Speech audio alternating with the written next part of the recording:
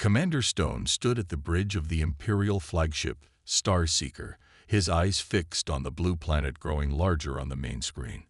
After 200 years of peaceful expansion and bringing primitive civilizations under the Empire's protection, this should have been just another routine first contact mission. But something felt different this time. "Sir, the preliminary scans are complete," his science officer, Lieutenant Ray, reported. "You'll want to see this." Stone walked over to Ray's station, his boots making soft sounds on the polished floor. The data streaming across the screen made him pause. He read it again, then a third time. "These readings can't be right," Stone said, his voice barely above a whisper. "Run them again." Ray shook his head. "Already did, sir. 3 times. The results are consistent. The planet below them, Earth, showed signs of having survived multiple large-scale conflicts. The deeper scans revealed layers upon layers of buried cities, some dating back thousands of years. Elements in the soil indicated the use of advanced weapons, yet the current civilization appeared not only intact but thriving. "Their cities," Stone muttered. "They're built on top of older cities, which are built on even older ruins. How many times have these people destroyed and rebuilt?" Before Ray could answer, the communications officer called out, "Sir, we're receiving a transmission from the surface. They're responding to our greeting message." Stone straightened his uniform and nodded. "Put it on the main screen." The image that appeared showed a man sitting at a simple desk. He wore a plain dark suit and had a slight smile on his face. There was something about that smile that made Stone uncomfortable, though he couldn't explain why. "I'm James Walker, Earth's designated representative," the man said in perfect Imperial standard, which was surprising since they hadn't sent language data yet. "We've been expecting you." Stone masked his surprise with years of diplomatic training. "I am Commander Stone of the Galactic Empire. We come in peace, seeking to bring your world into our civilization's embrace." Walker's smile widened slightly. "Yes, we've observed your ships approaching for the past month. Impressive fleet, Commander. Though I notice you've positioned your secondary battle group behind Jupiter. Was that meant to be a surprise?" The bridge fell silent. That fleet was using the latest Imperial cloaking technology. It should have been impossible to detect. "I don't understand what you mean." Stone tried to recover, but Walker raised his hand gently. "Please, Commander. Let's not start our relationship with pretense. We should meet in person. You'll find landing coordinates for your shuttle in your computer now. A small delegation would be welcome. Shall we say in 3 hours?" Stone felt a chill run down his spine as his tactical officer confirmed that coordinates had indeed just appeared in their system, bypassing all their security. The meeting was arranged in a plain building in a city they learned was called Geneva.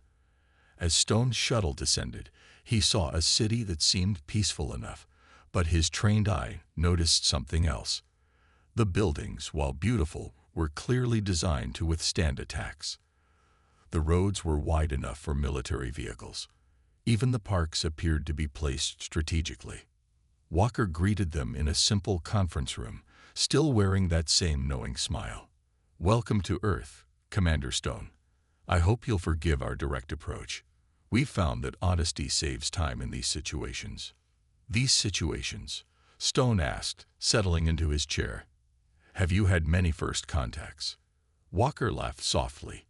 "Oh no, you're our first. But we've had plenty of practice with much more difficult meetings. You see, Commander, until quite recently, our greatest challenge was ourselves." Stone looked at the data pad in front of him, showing Earth's history. "Your people have fought each other. For how long?" "All of our recorded history," Walker replied calmly. "And probably long before that. The last major war ended 50 years ago. We decided to focus our efforts outward after that.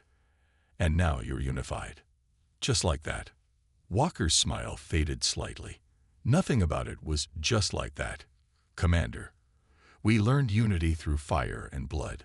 Every nation, every culture on Earth knows war. We've mastered it in ways you might find difficult to comprehend." Stone felt that chill again.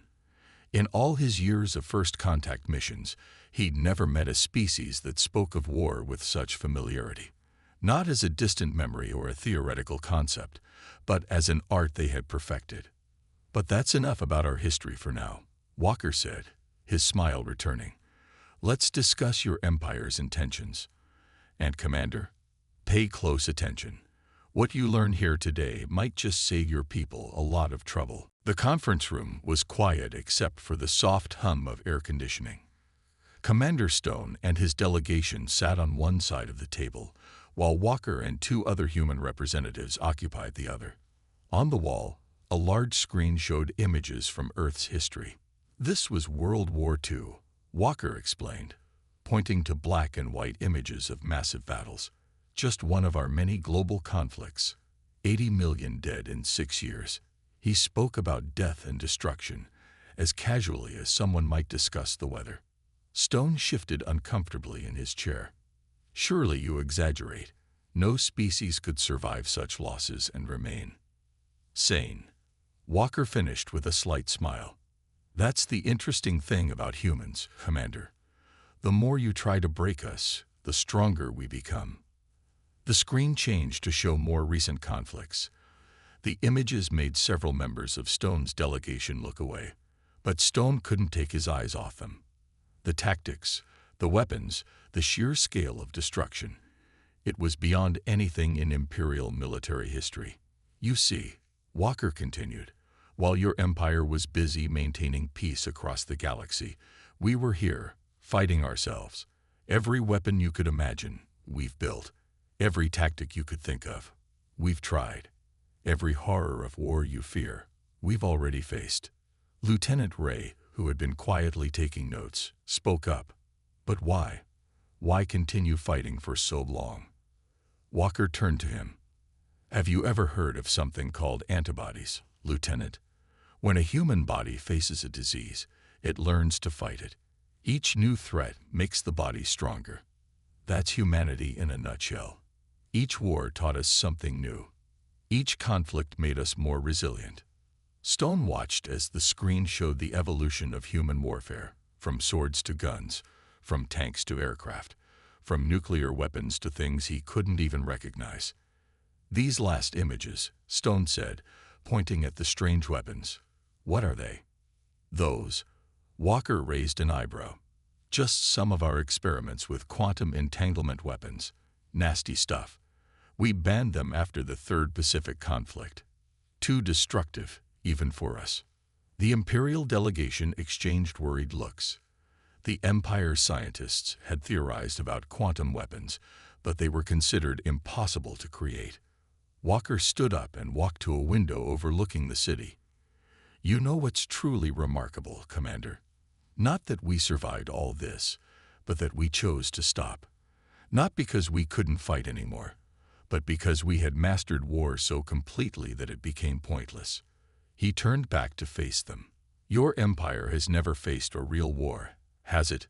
Your weapons are impressive, but they're designed for show, to intimidate primitive cultures into joining you peacefully." Stone felt his face flush. Walker was right, of course. The Empire's military might had gone unchallenged for so long that their weapons were more ceremonial than practical. "What exactly are you trying to tell us, Mr. Walker?" Stone asked, though he was beginning to fear the answer. Walker's face grew serious for the first time. "I'm trying to tell you that your Empire has two choices. First choice, you recognize Earth as an independent ally, and we share some of our defensive technologies with you. Second choice." He paused, letting the silence fill the room. "And the second choice," Stone prompted. "You try to force us to submit, like you've done with other worlds. But understand this, we spend more time holding ourselves back than preparing for war. Because we don't need to prepare. War is in our blood, Commander. We've spent thousands of years perfecting it." Walker walked back to his seat. "So when I say this isn't a threat, but a warning, I want you to understand something. We don't want war. We've had enough of it. But if you force our hand," he smiled that unsettling smile again, "well, Let's just say there's a reason we're telling you to run. Stone looked down at his data pad, at the casualty figures from Earth's wars. Numbers that seemed impossible. Then he looked at Walker's calm face and understood. These humans weren't boasting or threatening. They were trying to prevent something they understood far better than the Empire ever could. "I'll need to report this to the High Council," Stone said finally. Walker nodded. "Of course. Take all the time you need. Just make sure you tell them one thing. If they choose war with humanity, they'd better be ready to face an enemy that turned fighting itself into an art form." The Imperial High Council chamber sparkled with golden light from its crystal ceiling. 12 council members sat in their elevated seats, looking down at Commander Stone as he finished his report about Earth. Their faces showed a mix of disbelief and amusement. "These humans," Council Leader Banks said, stroking his white beard, "they claim to have mastered warfare beyond our level. A single planet that hasn't even colonized its own system." His laugh echoed through the chamber. Stone stood firm. "With respect, Council Leader, I believe they're telling the truth. The scans of their planet show evidence of technologies we barely understand. And their ability to detect our cloaked ships was likely a lucky guess," another council member interrupted. "Or perhaps our cloaking systems need maintenance. The Empire has ruled 10,000 worlds for over 5 centuries. Are we to believe one primitive planet could challenge us?" Stone pulled up the holographic display showing Earth's war history. "Look at these numbers. Look at how they fight. They don't wage war like we do. They don't fight for territory or resources. They fight to completely destroy their enemies. And then," he paused for effect, "they forgive them and help them rebuild." The council members whispered among themselves. Stone continued, "They turn their enemies into allies. That's why they're united now. Every nation on Earth knows what it means to lose a war and rise again stronger." Council Leader Banks waved his hand dismissively. "Enough of this nonsense. The Empire has a tradition to maintain. No world has ever refused our protection. These humans need to learn their place." "Sir," Stone protested, "they're not refusing protection. They're offering alliance. There's a difference. The Empire does not ally with primitives," Banks declared. "We protect them." Admiral West, a tall woman in a crisp military uniform, stepped forward from the shadows. "Yes, Council Leader. Prepare the Third Fleet for a peacekeeping mission to Earth. Show these humans the true might of the Empire." Stone felt his heart sink. "Sir, please, at least let me return and continue negotiations." Banks looked down at Stone with cold eyes. "You seem unusually concerned about these humans, Commander. Perhaps you've spent too much time among them."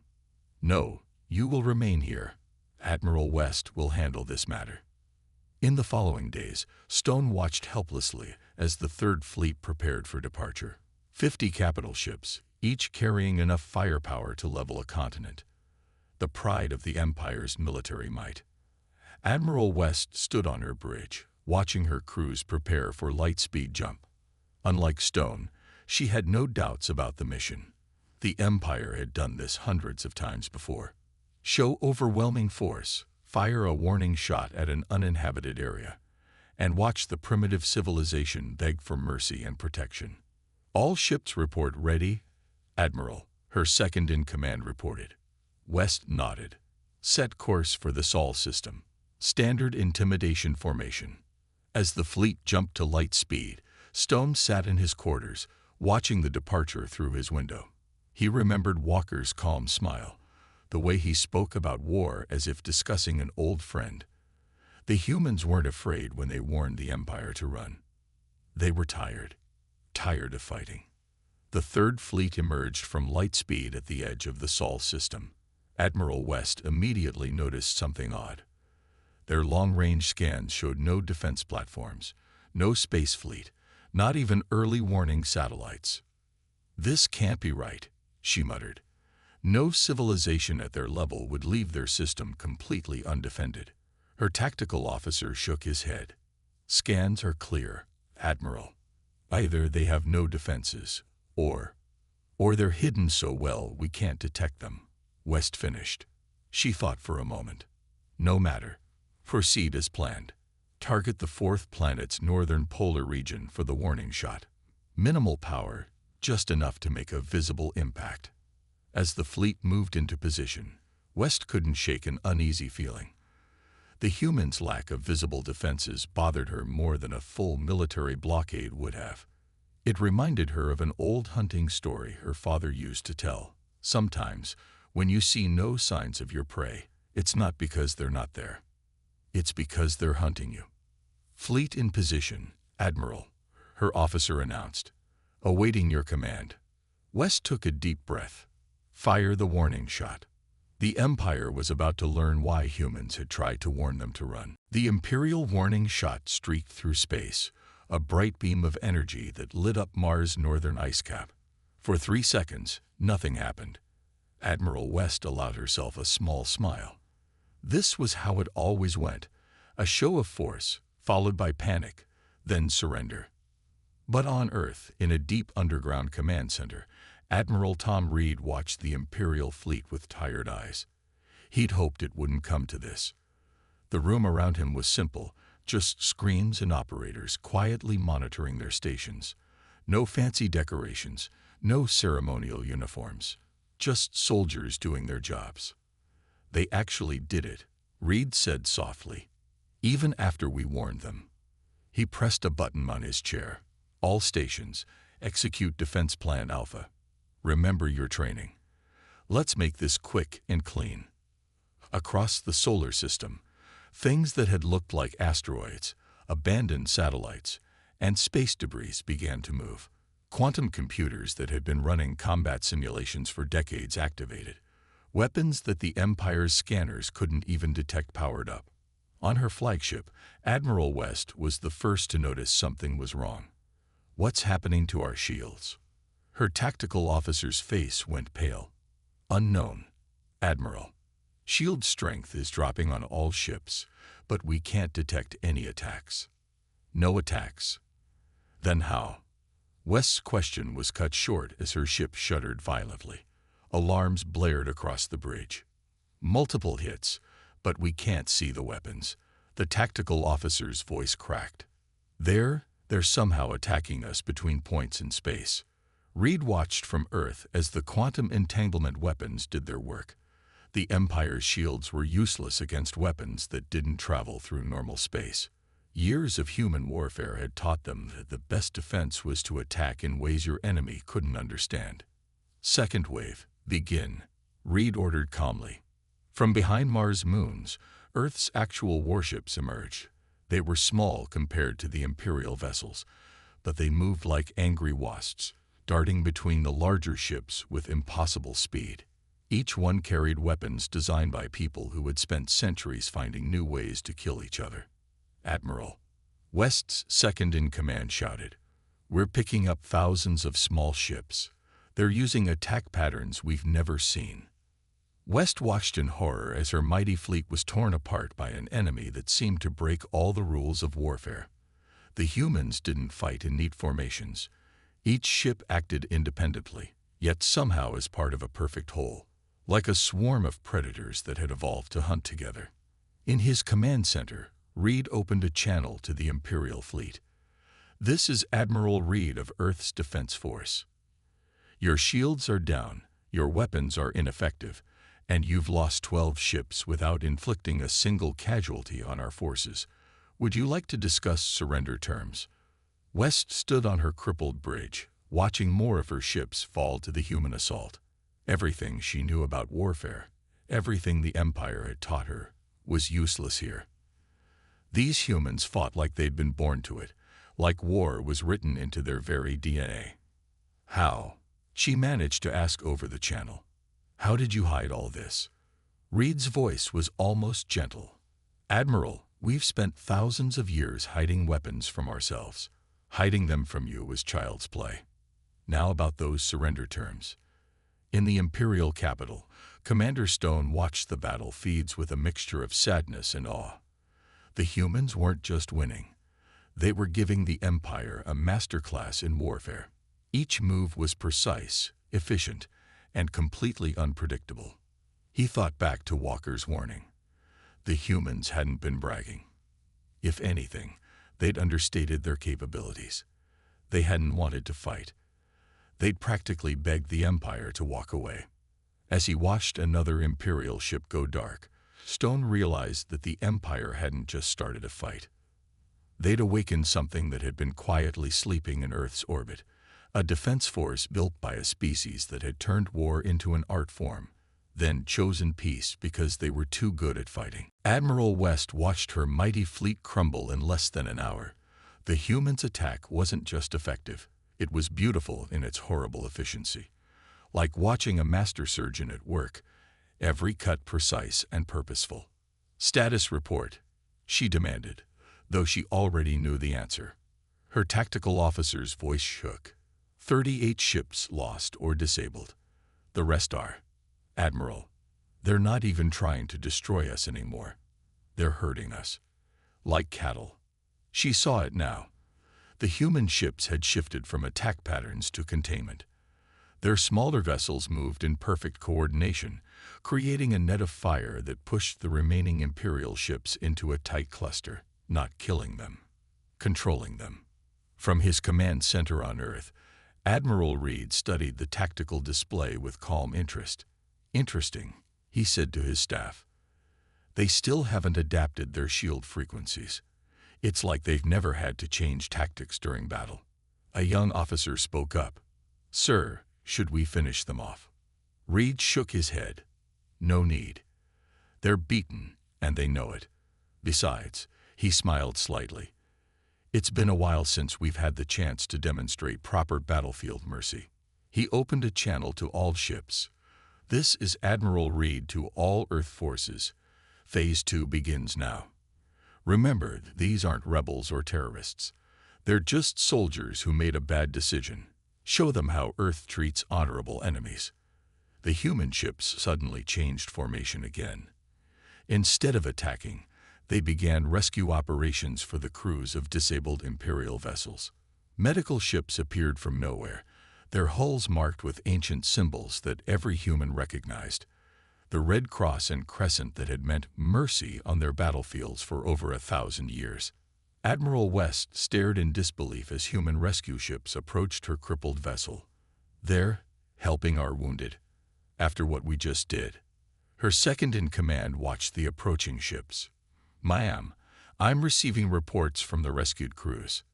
The humans are treating them like guests, providing medical care, food, even comfortable quarters." "Of course we are." Reed's voice came over their channel again. "Admiral West, your crews fought well, considering the circumstances. They deserve to be treated with respect."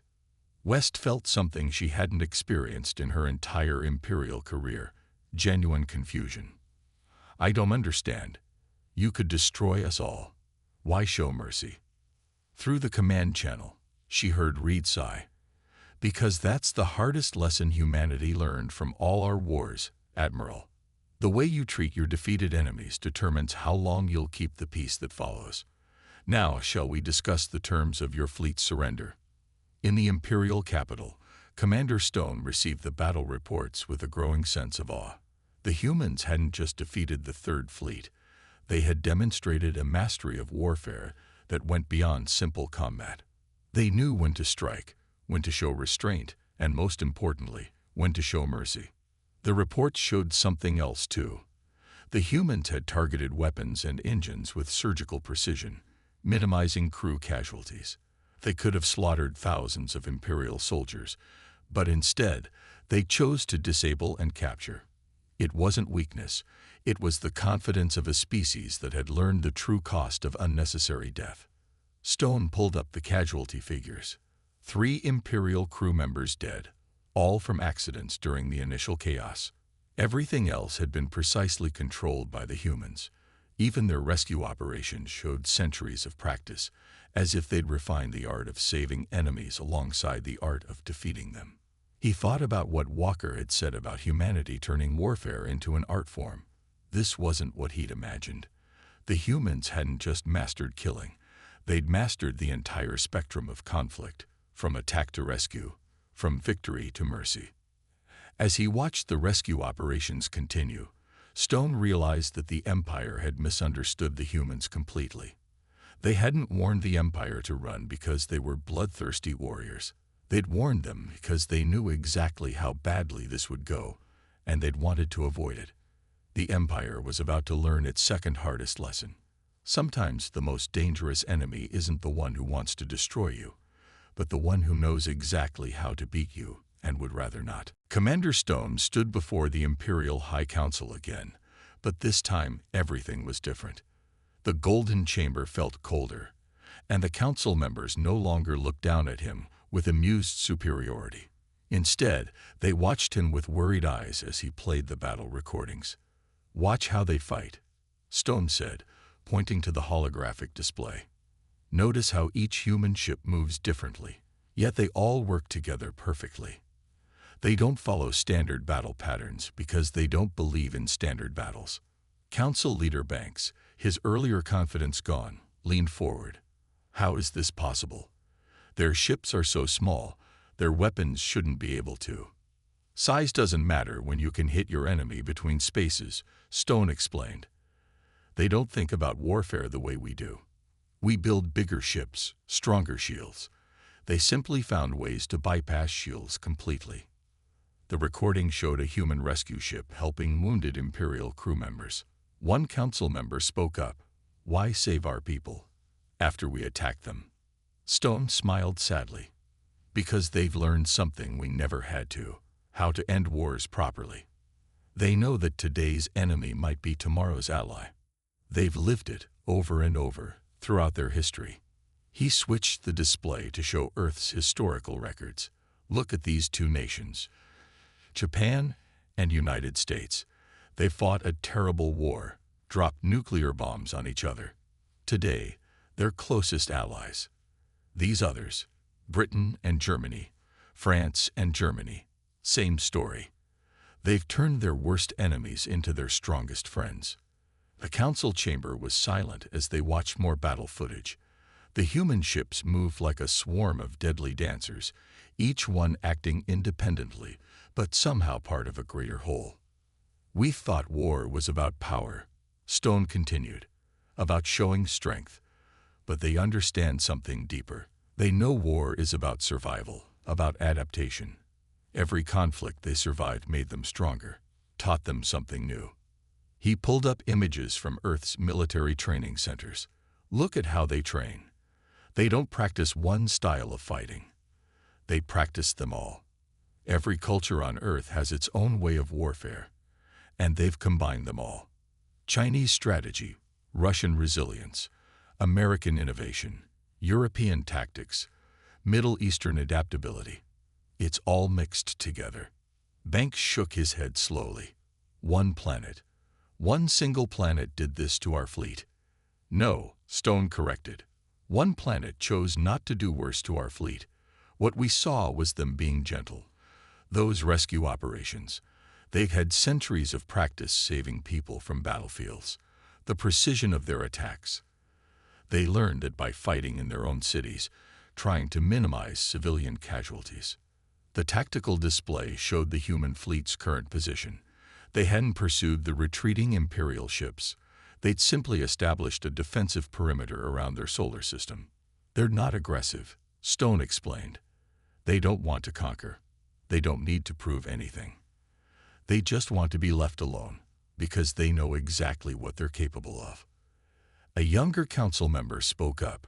"But surely we could adapt, learn their tactics." Stone laughed softly. "You don't understand. What we saw wasn't just tactics. It was evolution. Every war humanity fought changed them. They've spent thousands of years trying to kill each other, and in the process, they've thought of everything. Every strategy we might try, they've all." 1 month after the battle, Commander Stone walked through the halls of the Geneva Peace Center once again. This time, there was no show of force, no hidden fleets, just an honest meeting between two civilizations that had learned to understand each other the hard way. James Walker waited in the same simple conference room, wearing the same kind of plain dark suit. But Stone saw him differently now. The calm smile that had once seemed mysterious now made perfect sense. "Commander Stone." Walker stood to greet him. "I hope your council received our terms well." Stone nodded as he took his seat. "They did, though I must admit, your demands were unexpected." "You mean because we didn't demand anything?" Walker's smile widened slightly. "That surprised them, didn't it?" "Completely." Stone shook his head in amazement.